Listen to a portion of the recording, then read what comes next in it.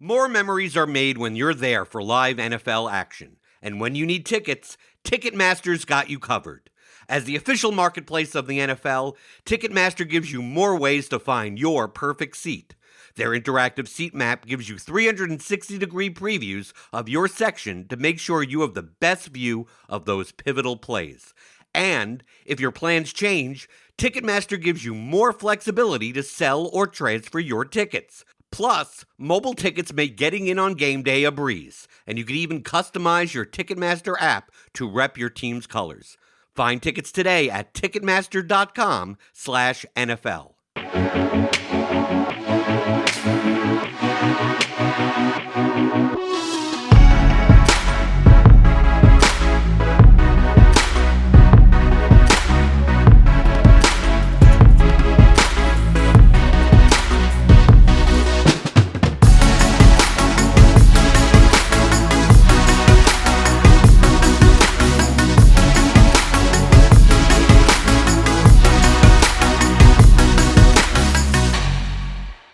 Hello, everyone, and welcome into the Gillcast here on a Monday morning, not on Sunday night. We had to accommodate our guy, Sammy Reed. I mean, look, you guys, you know how it is. We're all grown up. Sometimes we got to do these on Monday morning. We know that you want it on a Sunday night, but we're here. I am sad to report that my team won. I beat you guys by 3 points. It was actually close enough that I actually don't know. And then our team lost to the Levitan, established the run train. My team lost to his team by like 2.5 points, where had my team passed his, I would have won even more. I also lost a 109 that eventually came down to a Javonte Williams versus Tony Pollard 1v1. Just some of the most brutal stuff. I thought yesterday was a fairly interesting slate in cash because I kind of thought there were a number of different routes to go. Not very often there are like 3 playable quarterbacks, 5, 6 playable running backs. You know, not a ton of cheap wide receivers really outside of Thielen and Palmer. I don't really know. Like, I didn't really think Dell was that playable. And then people continue to make bad decisions at tight end and at defense and special teams. Honestly, like, there's been 2 weeks this year where I've scraped back about $1,100 just because people played a tight end that scored 0 points, where it's like some of my games are just like I'm winning by 0.7 because Kincaid got 3.2 and whatever tight end people played like literally got 0. So we're here Monday morning. Sammy, how you doing, bud?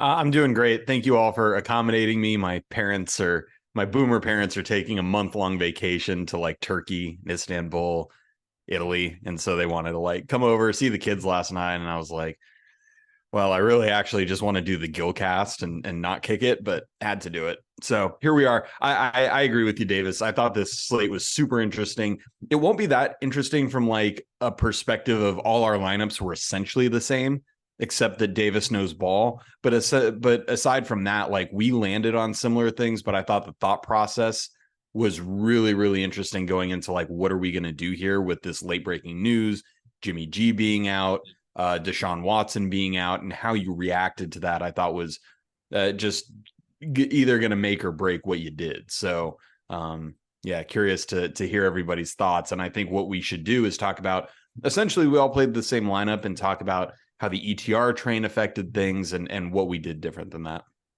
So the main thing that we did different we jammed in Pollard. We played sharp. I'm not going to sit here and take any L's. I've been tilted on this all day. It's Monday morning and it's not taking L's. Let's go. Yeah, but Nate, if you play the slate 1,000 times, us getting in Pollard is so much better over the long term than people who played Puka and Zach Moss. People who played Puka and Zach Moss got so easy with this Pollard thing. You are so Nate, easy. You gotta see things from both points of view, because the people who played Moss are listening to us and saying, you guys played Tony Pollard, who sucks, never gets any points, instead of Puka Nacua, who just gets 30 every single week. And honestly, it does. And I want those people to continue to play me in cash games, because over an 18-week season, I will beat them. People who play Nate, Puka Nakua Nacua and at Zach Moss 6,700. over Tony Pollard and Nate, Adam Thielen. if Cooper Kupp was 6,700, would you ever pass? That's the question. Dude, Pollard at this price. Pollard legitimately has the exact same expected fantasy output as Christian McCaffrey. Pollard at this point No, he doesn't. He doesn't have the same role at the goal line. He does not have the same role at the goal line that McCaffrey does. Going He into does this not. week, do you realize that Pollard had more red zone or green zone touches by 10 than Christian McCaffrey? He has been inefficient with some of those workloads. That's the difference, though, He's right? been inefficient, but he literally is Joe Mixon pacing argument. the field. He's pacing the field, but he's more inefficient than Joe Mixon has been. Tony Pollard is an incredible buy low. He's literally averaging 0.8 points under expected versus what he should be, when his average career is like a 1.2 fantasy. But do we not lend any credence to the argument that it's much easier to be the Lightning guy than the Thunder guy, and that there's a real 0.8 is egregiously low. 0.8 is lower in fantasy efficiency than a Joe Mixon, Ezekiel Elliott. Even Ezekiel Elliott was a 0.9 last year, 0.95.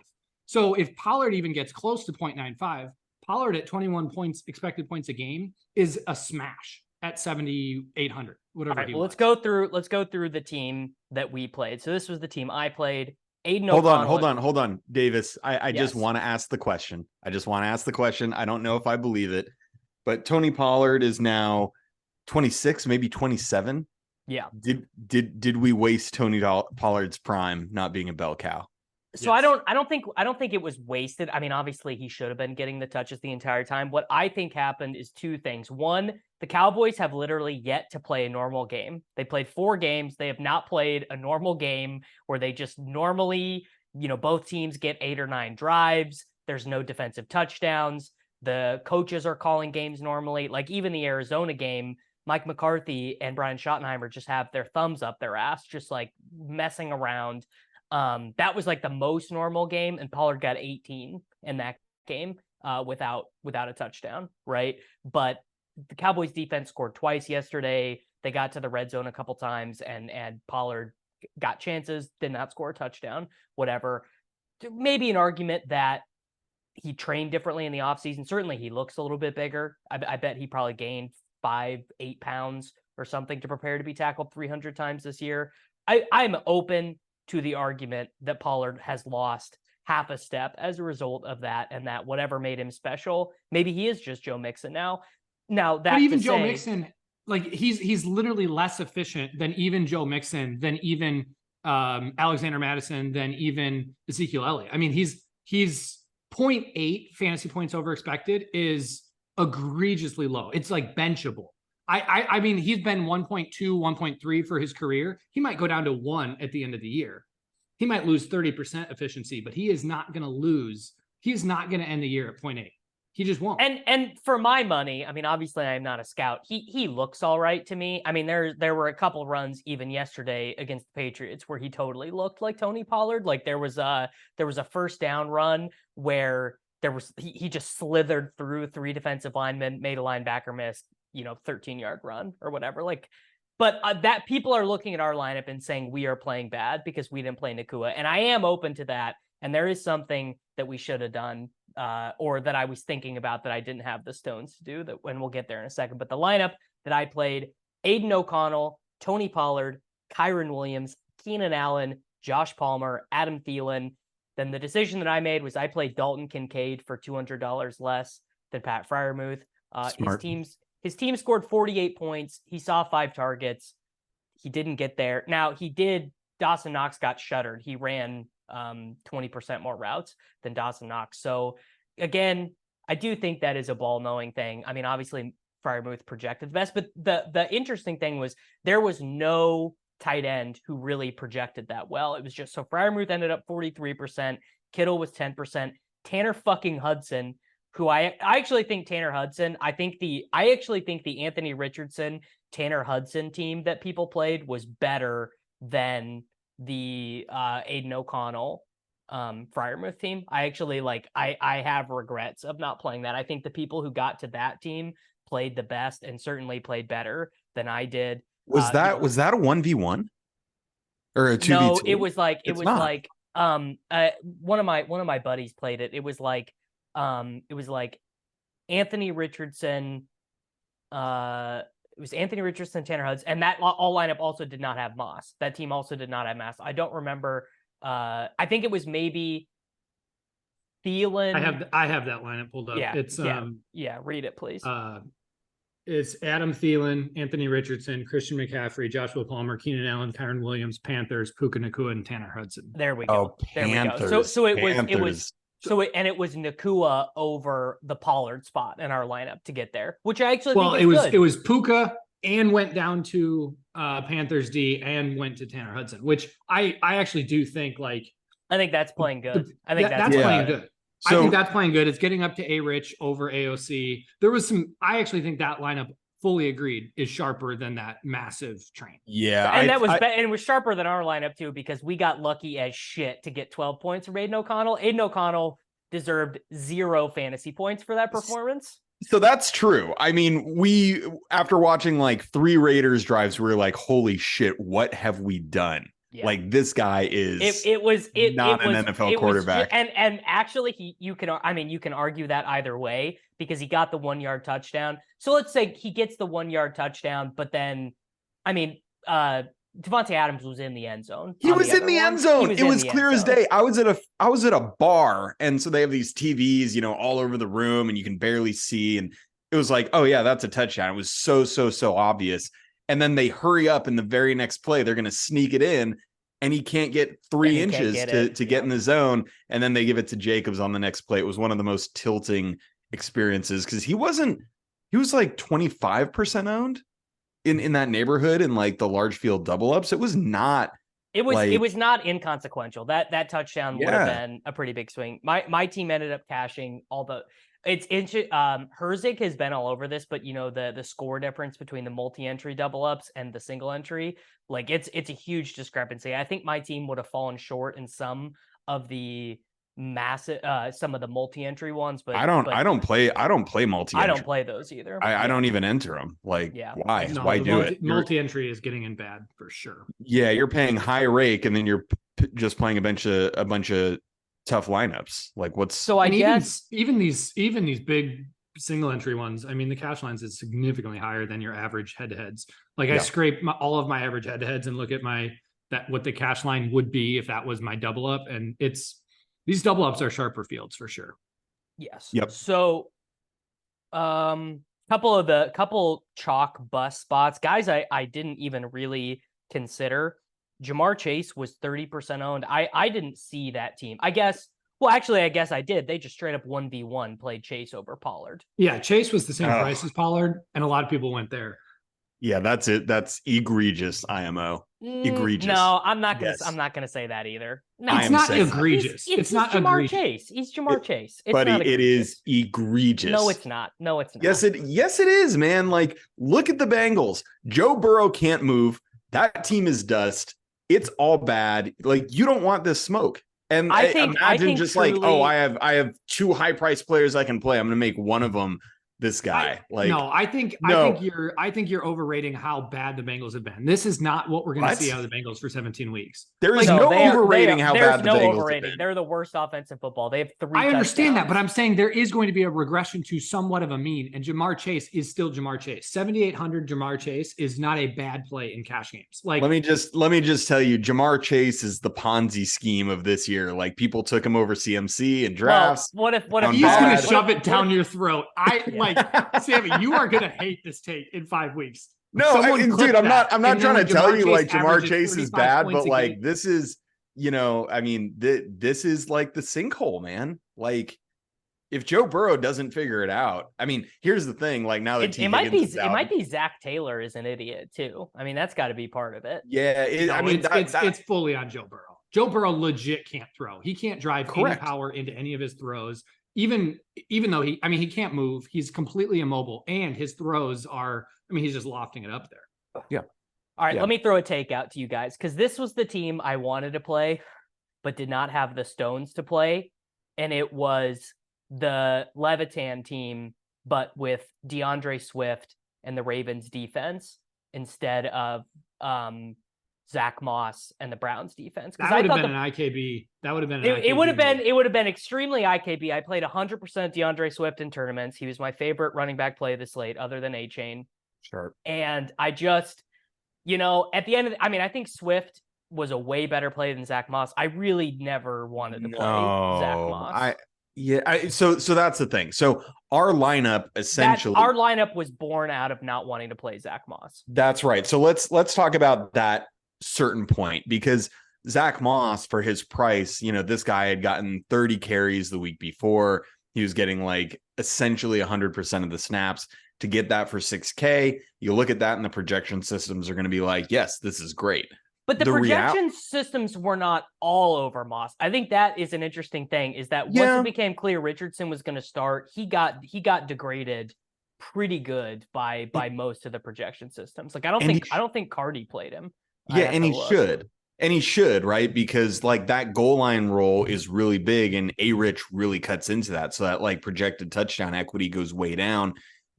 I think the reality is Zach Moss is like this journeyman, right? Who isn't but so is Kyron Williams. Like Kyron Williams is not good. Yeah, Sammy, I don't think it's the journeyman take. I think that the reality is I thought that A-Rich would take all of his red zone equity. Yeah. And that his overall rushing volume would go down. The reality is we were wrong and kind of got lucky. I'll be honest. When I look at the workload that he got, Zach Moss was in play at 6K. But that is going into the slate, we didn't know that. Of course he was in play, but it was such a fragile situation because you're basically taking a team, you're playing A-Rich and Moss together, who are going to be pretty negatively correlated the way they play. Like obviously if the team goes ham, you're doing fine.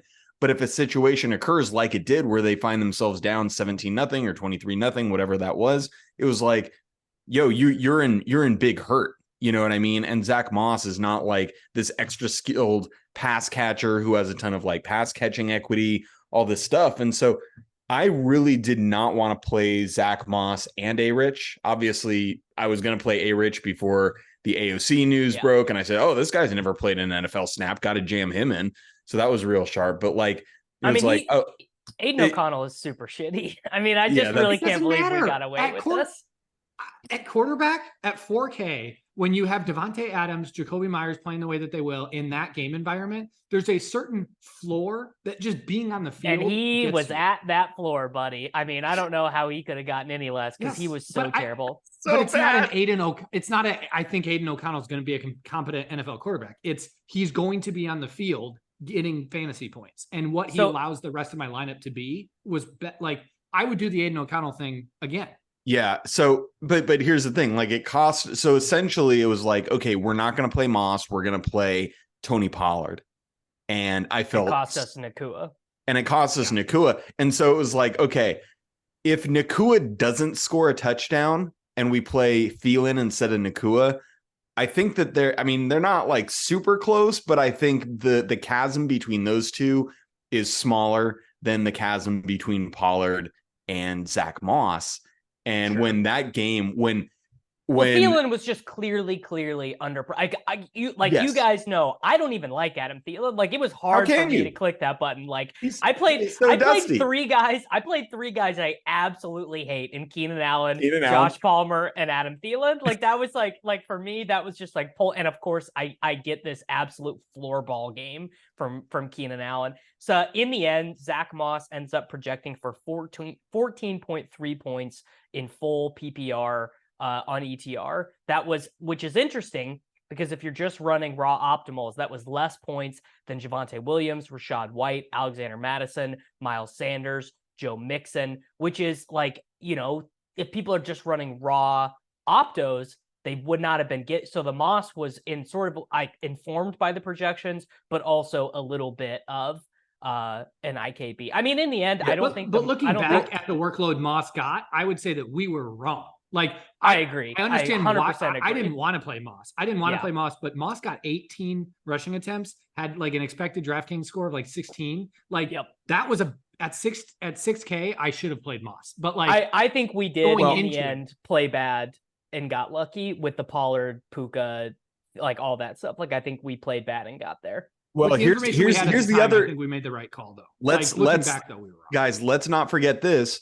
What this swap also allowed us to do, it wasn't a 2v2, it was a 3v3, right? It was not play the Browns defense, which It I was thought, not play the Browns defense and play the Ravens instead. And I thought the Browns defense was basically the dumbest play, because you're going into a spot where you have this rookie quarterback, and I guess maybe in an alternate universe where AOC doesn't start, people might have played Dorian Thompson-Robinson. I mean, he did run 4 times for 26 yards, but he is like way worse defensive matchup. It's outdoors. The total for that game was, I think, closed at 38.5. That was like he didn't have a great preseason like AOC. No, he did have a good preseason. Did he? Okay, I don't watch he preseason. He ran. And he was like kind of an interesting guy at UCLA, but the overwhelming majority of the evidence to me suggested the Ravens were just going to smash. And the Browns defense was never going to face that many pass attempts. Your hope was, with Watson playing, their 2.5-point home favorites, that they win the game.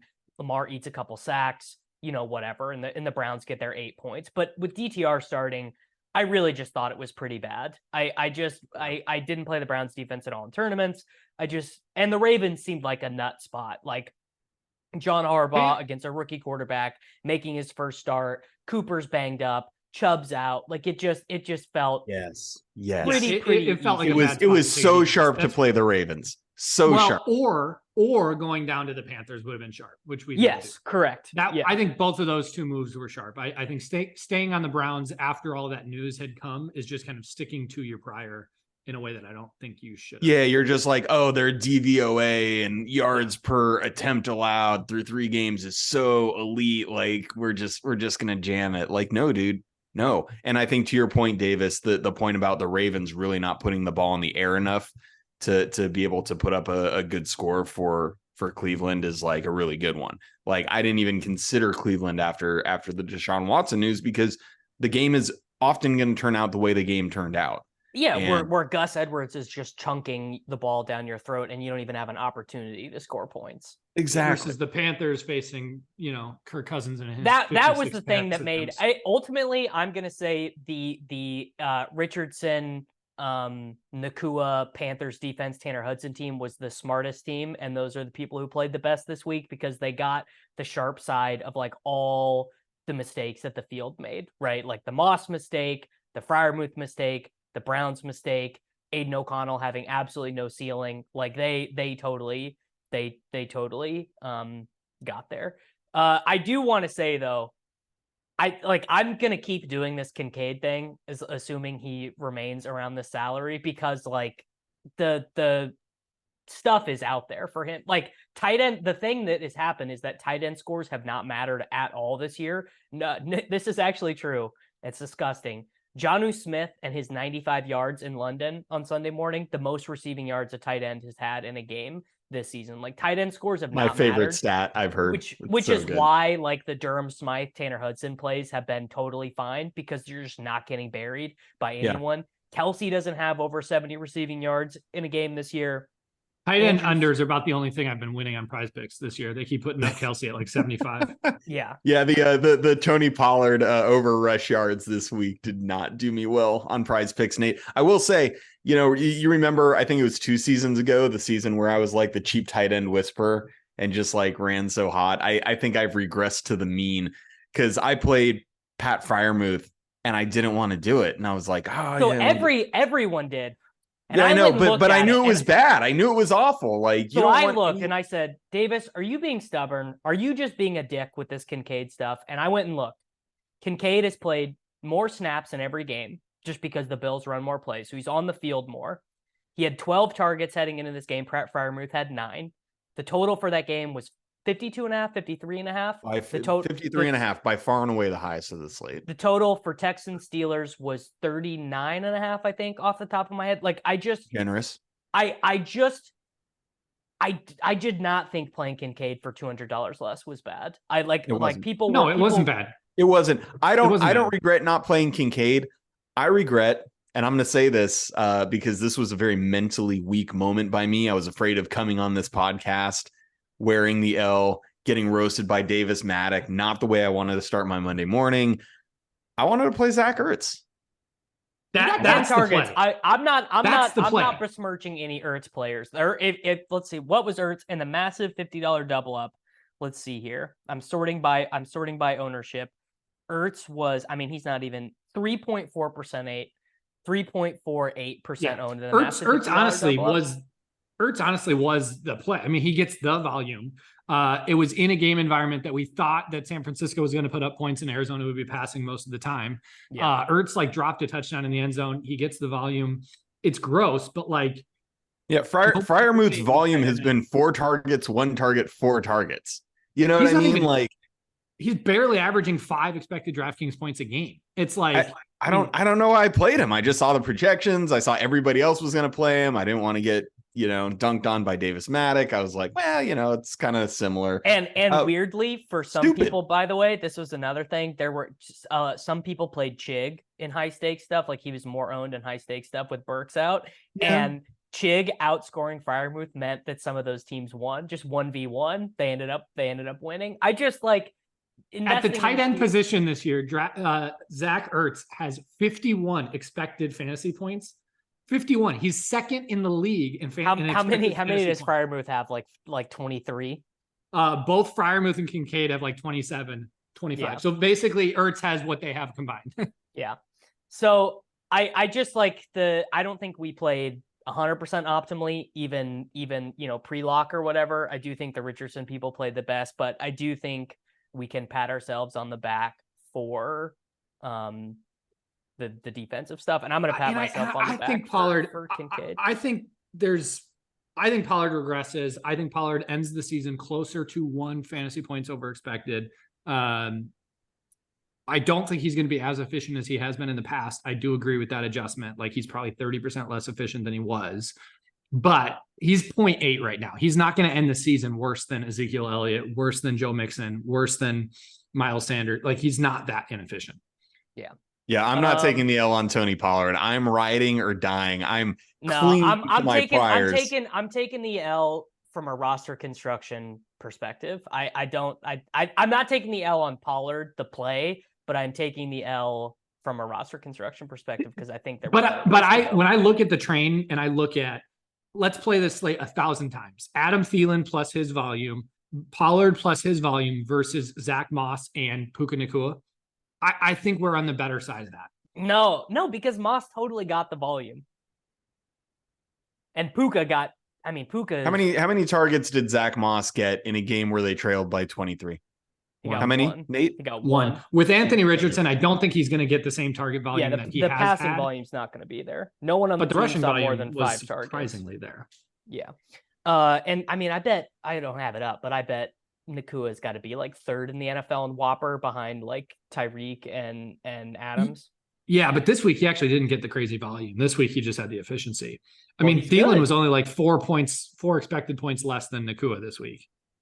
Yeah. All right, let's do tournaments. Kind of a frustrating week for me because my reads were 100% correct. Like I was very close to biting off a decent score, but the Dolphins couldn't keep up with the Bills. And I played Tyreek or Waddle on all these teams. So this is the team I played. Bad.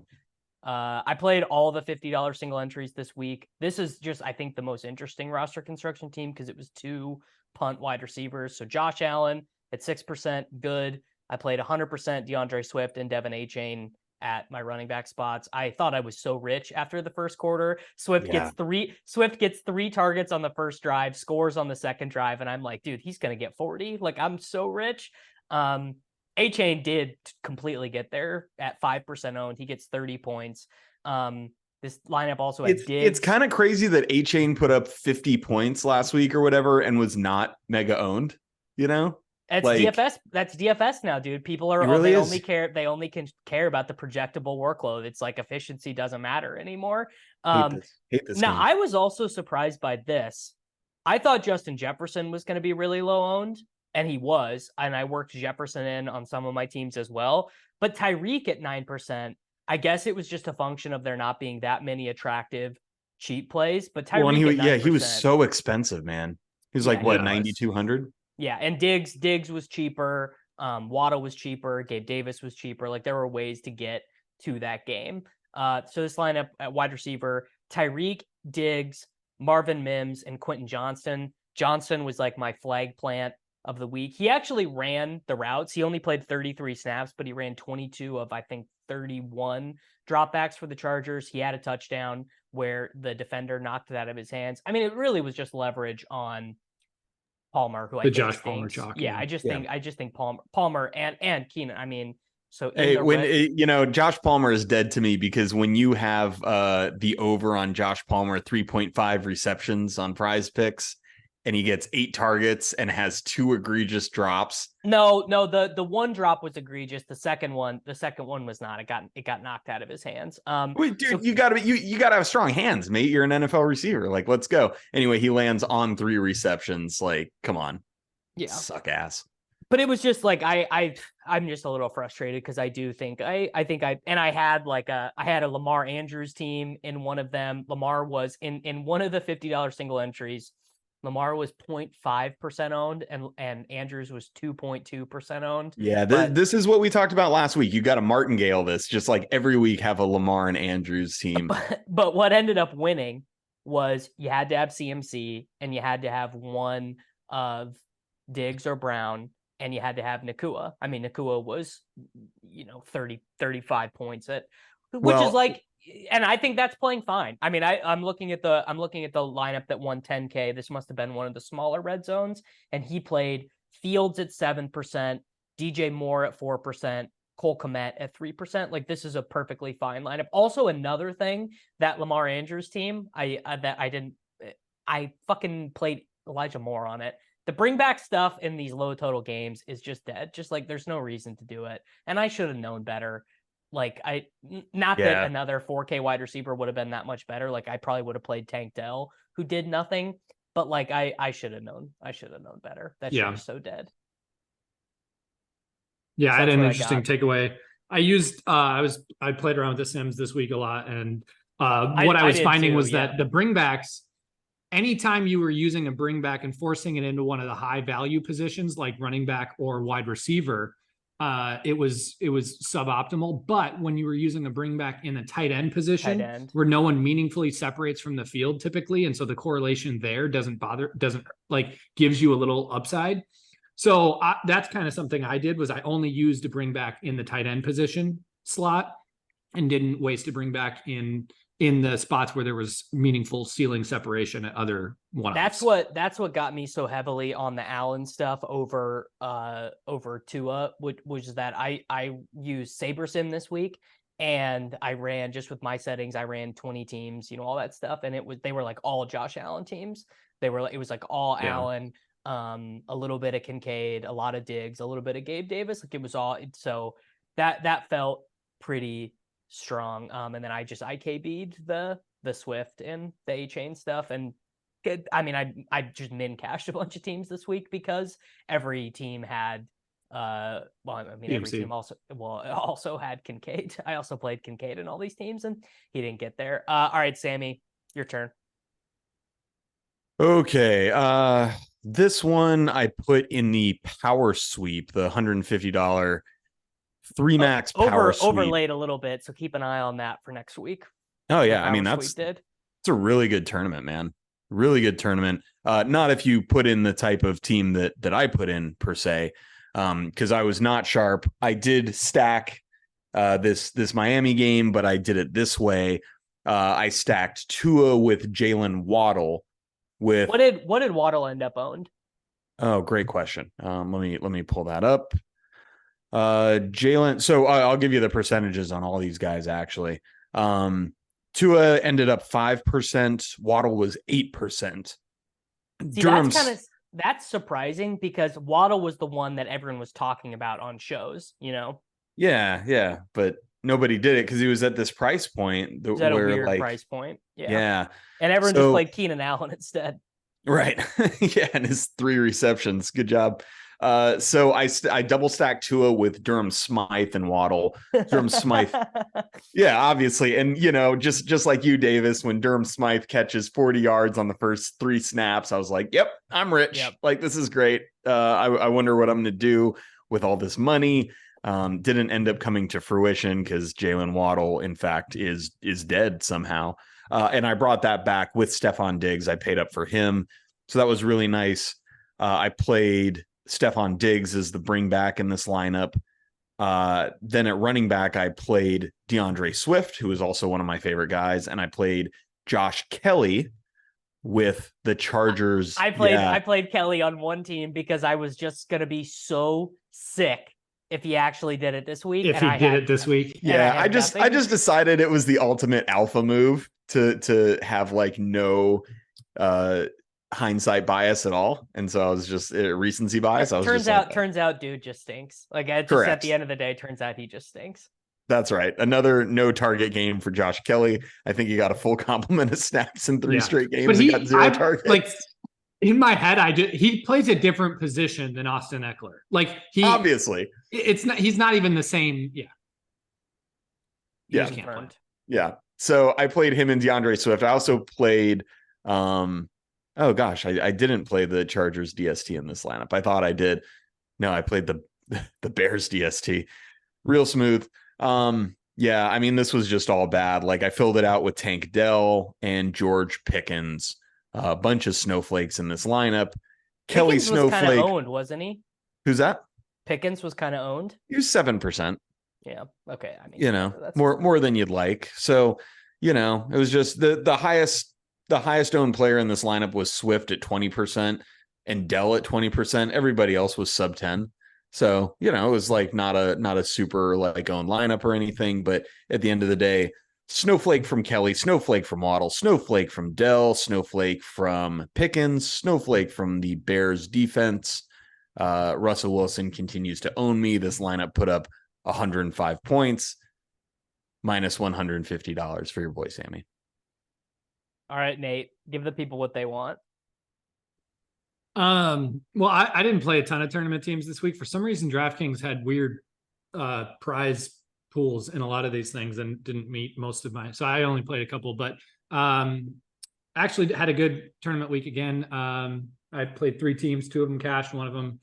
This one here was like a 6X. So I did a Purdy double. I felt really good about the San Francisco Arizona game. That was probably my favorite game when I was looking at ownership. So I went, I had Purdy, McCaffrey, and Ayuk.